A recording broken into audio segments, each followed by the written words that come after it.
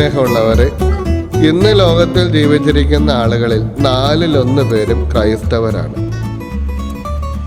200 കോടിയിലധികം ക്രിസ്ത്യാനികളാണ് ലോകത്തിലുള്ളത്. അതിൽ തന്നെ 136 കോടിയോളം ആളുകൾ കത്തോലിക്ക സഭയിൽപ്പെട്ടവരാണ്. കഴിഞ്ഞ ഒരു വർഷം കൊണ്ട് 1.5 കോടിയോളം ക്രൈസ്തവരുടെ എണ്ണമാണ് വളർന്നിട്ടുള്ളത്, പ്രത്യേകിച്ചും ഏഷ്യൻ, ആഫ്രിക്കൻ രാജ്യങ്ങളിലൊക്കെ. ക്രിസ്തുവിന് വേണ്ടിയിട്ടുള്ള ഒരു ദാഹമുള്ളവരുടെ ഇടയിൽ ക്രൈസ്തവ സഭ സുവിശേഷം വളരെ പെട്ടെന്ന് വളരുന്ന ഒരു കാഴ്ച ലോകത്തിലുണ്ട്. ആരെങ്കിലുമൊക്കെ പക്ഷേ യേശുവിനെ പറ്റി പറയാനുണ്ടാകണം. കേൾക്കാനുള്ളവരുടെ ഇടയിലേക്ക് അവരുടെ ജീവിത പ്രശ്നങ്ങളുടെ പരിഹാരമായിട്ടും അവരെ കരുതുന്ന ദൈവത്തിൻ്റെ സ്നേഹമായിട്ടും യേശുവിനെ അവതരിപ്പിക്കണം. അതിനു വേണ്ടിയിട്ട് യേശുവിനെ അനുഭവിക്കുന്ന ആളുകളുടെ എണ്ണം വർദ്ധിക്കണം. അങ്ങനെ യേശുവിനെ തൊട്ടറിഞ്ഞവർ, അവിടുത്തെ കണ്ടറിഞ്ഞവർ, ജീവിതം കൊണ്ട് അനുഭവിച്ചറിഞ്ഞവരൊക്കെയും സുവിശേഷം പ്രസംഗിച്ചതിൻ്റെ ഫലമായിട്ടാണ് ഇന്ന് ക്രൈസ്തവരുടെ എണ്ണം ഇത്രമാത്രം വലിയ ഒരു സംഖ്യയിൽ എത്തി നിൽക്കുന്നത്. സുവിശേഷം പ്രസംഗിക്കാനായിട്ട് പോകുമ്പോൾ ചില മാനദണ്ഡങ്ങൾ പുലർത്തേണ്ടതുണ്ട്.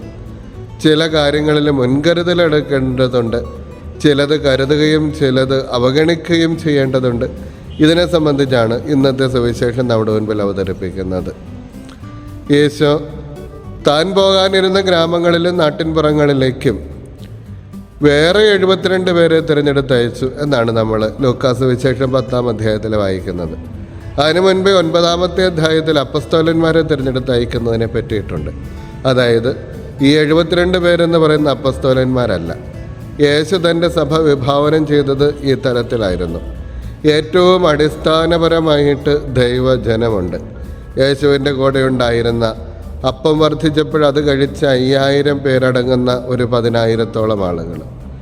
ഗലീലയിൽ നിന്നും ജെറൂസലേമിലേക്കുള്ള യാത്രയിൽ കൂടിയ ആയിരക്കണക്കിന് ആളുകൾ, എപ്പോഴും ഉണ്ടായിരുന്ന വചനം കേട്ട കൂടെ നിന്ന ആളുകൾ. അതാണ് അടിസ്ഥാന ദൈവജനം. അവരിൽ നിന്നാണ് ഈ 72 പേരെ തിരഞ്ഞെടുത്തത്. അവർ അപ്പസ്തോലന്മാരല്ല, പിന്നെയോ ദൈവജനത്തിൽ നിന്ന് തിരഞ്ഞെടുക്കപ്പെട്ടവർ. ഇനി ഈ 72 പേരെ കൂടാതെയാണ് 12 അപ്പസ്തോലന്മാരുണ്ടായത്. അവരുടെ പ്രധാനിയായിട്ടാണ് ഈശോ പത്രോസിനെ വെച്ചത്. ഇന്നത്തെ സഭ പോലെ തന്നെ മാർപ്പാപ്പയുടെ സ്ഥാനത്ത് പത്രോസും അപ്പസ്തോലന്മാരുടെ സ്ഥാനത്ത് മെത്രാന്മാരും, ഈ പറഞ്ഞ 72 പേര് അങ്ങനെയുള്ള ശിഷ്യന്മാരുടെ സ്ഥാനത്ത് പ്രസംഗിക്കാൻ ഐക്യപ്പെടാനായിട്ട് ഈശോ തിരഞ്ഞെടുത്ത വൈദികർ, അവരുടെ താഴെ അടിസ്ഥാനപരമായിട്ടുള്ള ദൈവജനം. ഇവരെല്ലാവരും കൂടെ കൂടുന്ന ഒരു കൂട്ടായ്മയാണ് സഭ. ഈ സഭയുടെ ഉത്തരവാദിത്തമാണ് സുവിശേഷം പ്രസംഗിക്കുക എന്നുള്ളത്. എല്ലാവർക്കും വേണ്ടിയിട്ടാണ് ഈശോ നിർദ്ദേശങ്ങൾ തരിക. അവിടുന്ന് ആദ്യമേ പറയും, ചെന്നായ്ക്കളുടെ ഇടയിലേക്ക് കുഞ്ഞാടുകൾ എന്നതുപോലെയാണ് ഞാൻ നിങ്ങളെ അയക്കുന്നത്. അതുകൊണ്ട് പ്രസംഗിക്കാൻ അയക്കപ്പെടുന്നവർക്ക് ഒന്നാമത് വേണ്ടത് സർപ്പങ്ങളെ പോലെയുള്ള വിവേകമുണ്ടാകണം. പ്രാവുകളെ പോലെ നിഷ്കളങ്കരായിരിക്കുകയും ചെയ്യണം. സർപ്പം ഒരു പിൻവാങ്ങൽ ജീവിയാണ്. അപകടമുള്ളിടത്ത് നിന്ന് ഓടി ഒളിക്കുക എന്നുള്ളതാണ് സർപ്പത്തിൻ്റെ സ്വഭാവം. അതേപോലെ ആയിരിക്കണം അയക്കപ്പെടുന്നവർ പോയി തല വാളിൻ്റെ കീഴിൽ കൊണ്ടുപോയി വെക്കരുത്. അവിടെ നിന്ന് അപകടമുണ്ട് എന്ന് തോന്നുന്ന സമയത്ത് മാറിപ്പോയിക്കൊള്ളണം എന്നുള്ളതാണ് ഈശോ പറയുക.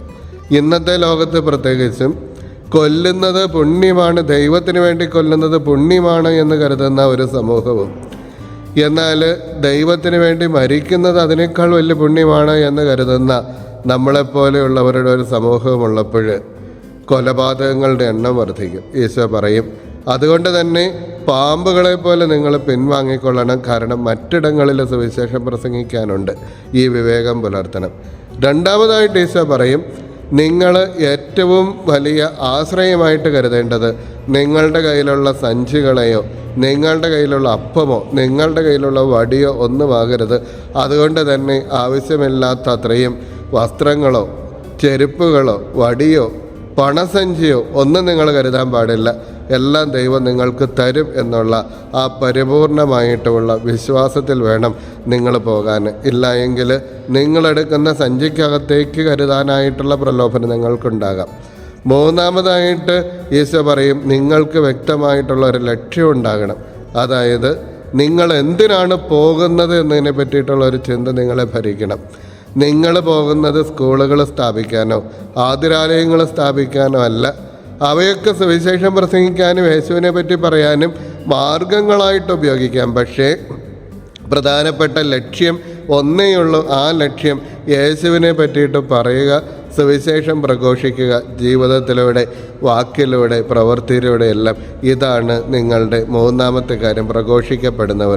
പ്രഘോഷിക്കാൻ ഐക്യപ്പെടുന്നവരുടെ മൂന്നാമത്തെ കാര്യം. ലക്ഷ്യബോധം ഉണ്ടാകണം. വഴികളിൽ നിന്നു പോകരുത് എന്നാണ് അതിൻ്റെ അർത്ഥം.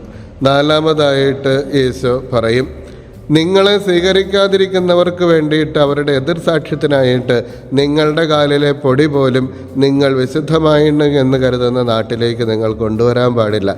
ആ പൊടി പോലും നിങ്ങളുടെ കാലിൽ ഉണ്ടാകരുത്. കാരണം ശിക്ഷിക്കുന്നതും രക്ഷിക്കുന്നതും വിശ്വാസമുണ്ടാക്കുന്നതും എല്ലാം ദൈവം തന്നെയാണ്. അതുകൊണ്ട് തന്നെയും നിങ്ങൾ അവിടെയും എവിടെയും കറങ്ങി നടന്ന സമയം കളയരുത്.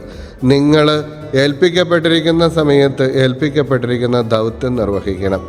ഇങ്ങനെ സുവിശേഷം പ്രസംഗിക്കാനായിട്ട് ഐക്യപ്പെടുന്നവർക്ക് ദൗത്യങ്ങളുള്ളതുപോലെ അവരെ സ്വീകരിക്കാനായിട്ട് ഏത് നാട്ടിലേക്കാണ് അവർ ഐക്യപ്പെടുന്നത്, ആ നാട്ടിലെ ആളുകൾക്കും ഉത്തരവാദിത്വമുണ്ട് എന്ന് യേശു സൂചിപ്പിക്കുകയാണ്. അങ്ങനെ അവർക്ക് ആകർഷകമായിട്ടുള്ള രീതിയിൽ സുവിശേഷം പ്രസംഗിക്കുകയും ആ സുവിശേഷം സ്വീകരിക്കുകയും ചെയ്തവരുടെ അനന്തര തലമുറയിൽപ്പെട്ടവരാണല്ലോ നമ്മൾ. സുവിശേഷം പ്രസംഗിക്കുക എവിടെയാണെങ്കിലും, ഏത് ജീവിത രീതിയിലാണെങ്കിലും, ഏതവസ്ഥയിലാണെങ്കിലും, ആഗ്രഹിക്കുന്ന അവസ്ഥയിൽ സുവിശേഷം പ്രസംഗിക്കുക. അതിനു വേണ്ടിയിട്ട് ഐക്യപ്പെട്ടവരാണ് നമ്മൾ ഓരോരുത്തരും. നമ്മൾ എവിടെയാണ് അവിടെ സുവിശേഷം പ്രസംഗിക്കാനായിട്ടുള്ള കൃപ ദൈവം നമുക്ക് തരട്ടെ എന്ന് പ്രാർത്ഥിക്കുന്നു. ദൈവം നമ്മളെ അനുഗ്രഹിക്കണം.